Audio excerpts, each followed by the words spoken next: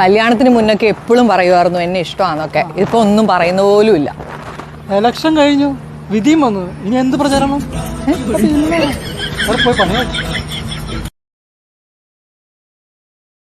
അന്തസ്സുള്ള വേറെ വല്ലവനെ കെട്ടിയാൽ മതിയായിരുന്നല്ലോ നിനക്ക്. അതിന് നിങ്ങളെ തേടി പിടിച്ച് കല്യാണം കഴിച്ചൊന്നുമില്ലല്ലോ ഞാൻ. വീട്ടുകാര് കല്യാണം കഴിക്കാൻ പറഞ്ഞു, അപ്പോ അത് ശരിയെന്ന് തോന്നി നിങ്ങളെ ഞാൻ കെട്ടിപ്പോയി. ഇനിയിപ്പോ എന്ത് ചെയ്യാൻ പറ്റും?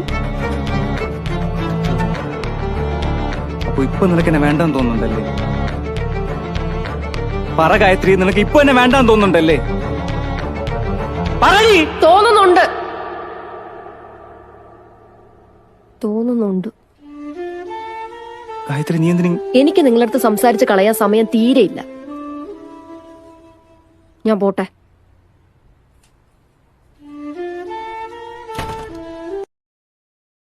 ഇപ്പ എന്നെ എത്രയും പെട്ടെന്ന് ഇവിടുന്ന് വിളിച്ചിട്ട് പോണം. ഇനി ഞാൻ ഒരു മിനിറ്റ് ഇവിടെ നിൽക്കില്ല. എന്താ കാര്യം? ഇവര് നമ്മളെ പറ്റിച്ചിട്ട് കല്യാണം കഴിച്ചാണ് ഇപ്പ. ഇവർക്ക് പഠിപ്പും വിവരമൊന്നുമില്ല. അതിനിപ്പോ എന്താ അവിടെ ഉണ്ടായത്? ഇവര് സ്കൂളിലൊന്നും പോയിട്ടില്ല എന്നാ തോന്നുന്നത്. ഇവർക്ക് സമയം നോക്കാനും കൂടി അറിയില്ലപ്പാ. എല്ലാ ദിവസവും രാവിലെ 11 മണിക്ക് ഉറങ്ങി കിടക്കണ എന്നെ വിളിച്ചെടുത്തിട്ട് സമയം എന്തായിന്ന് അറിയോ എന്ന് ചോദിക്കുകയാണ്. സമയം നോക്കാനും കൂടി അറിയാത്ത ഒരാളുടെ കൂടെ ഞാൻ എങ്ങനെ ജീവിക്കാനാണ് ഇപ്പ?